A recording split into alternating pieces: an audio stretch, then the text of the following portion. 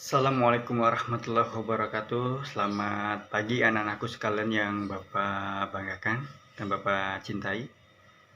Di tahun ajaran kali ini ya, Bapak mengajar mapel PPKN untuk kelas 8. Perlu kalian ketahui,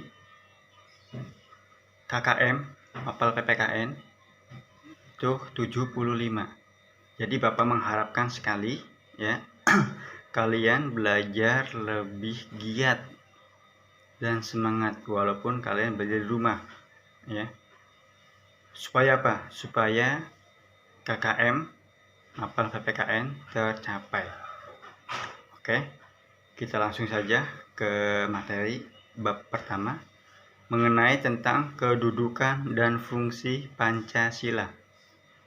Kedudukan Pancasila ini ada 5. Yang pertama, Pancasila sebagai ideologi bangsa Indonesia.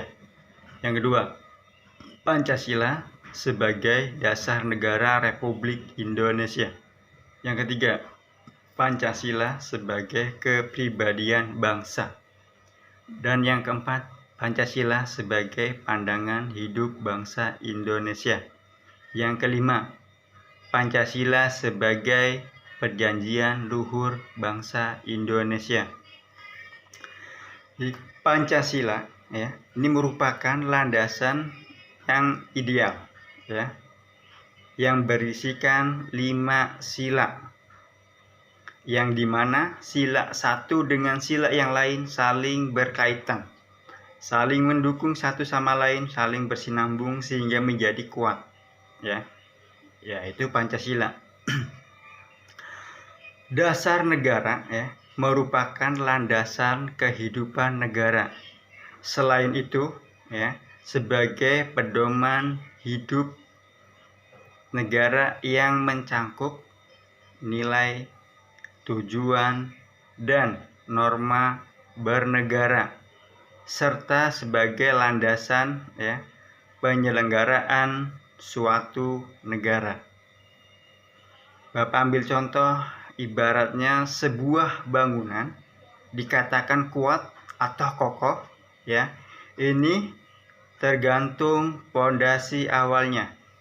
Nah, sama ya dengan negara, dikatakan negara kuat, negara berkembang, negara maju ya, ini tergantung landasan negara atau ideologi negara ya, yaitu Pancasila ya. Jadi Pancasila di negara kita ya, ini merupakan dasar ya atau ideologi ya, bangsa kita, sehingga Pancasila ini harga mati, tidak bisa dirubah.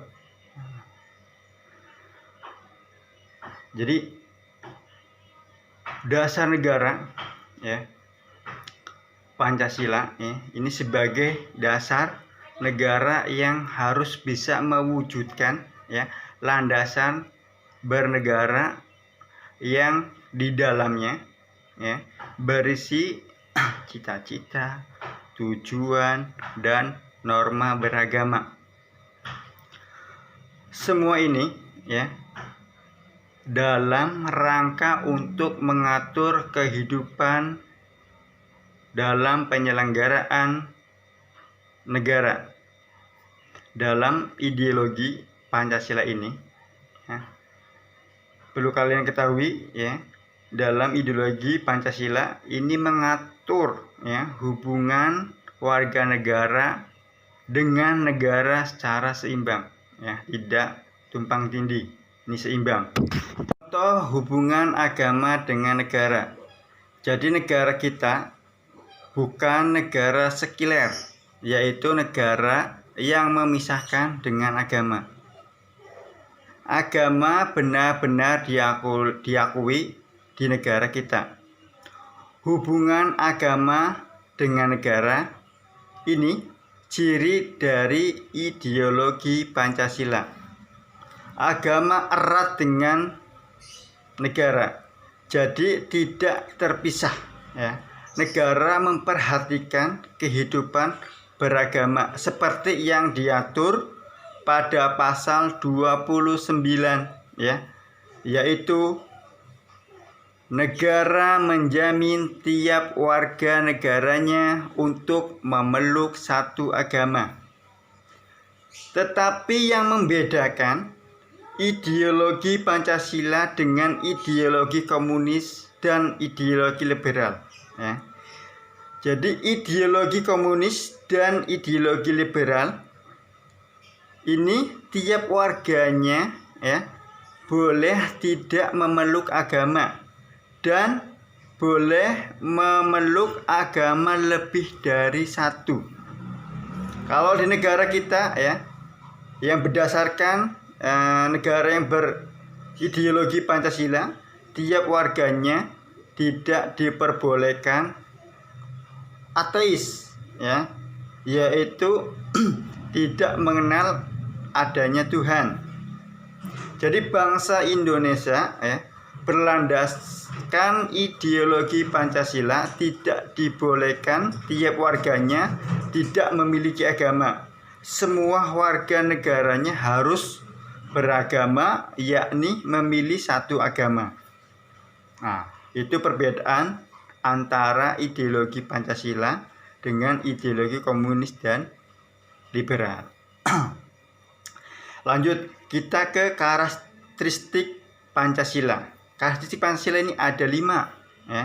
Yang pertama, mengakui atau meyakini, ya, adanya Tuhan dan tidak mengenal ateis. Nah, jadi jelas semua warga negara Indonesia, ya, mengakui adanya Tuhan, yaitu kita wajib memiliki satu agama. Dan yang kedua, menghargai, ya, perbedaan sesama umat.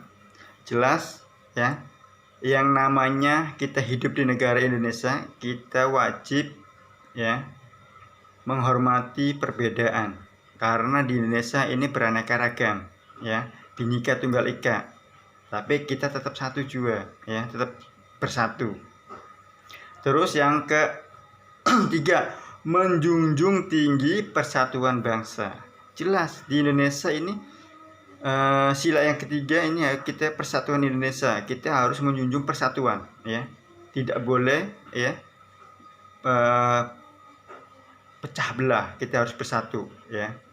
Terus yang keempat, kehidupan bermasyarakat berdasarkan sistem demokrasi. Nah, di negara Indonesia ini sistemnya demokrasi, ya. Apa itu demokrasi? Demokrasi itu dari rakyat, untuk rakyat, oleh rakyat, ya. Terus yang kelima, ya, keadilan sosial bagi seluruh rakyat Indonesia. Keadilan, ya, ini semua warga negara Indonesia ini mendapatkan keadilan, ya, wajib, karena sudah dicantumkan di pasal, ya, itu di pasal 34, ya, fakir miskin, ya, dan orang tidak mampu dipelihara oleh negara, itu termasuk keadilan, ya. Terus untuk tugas minggu ini,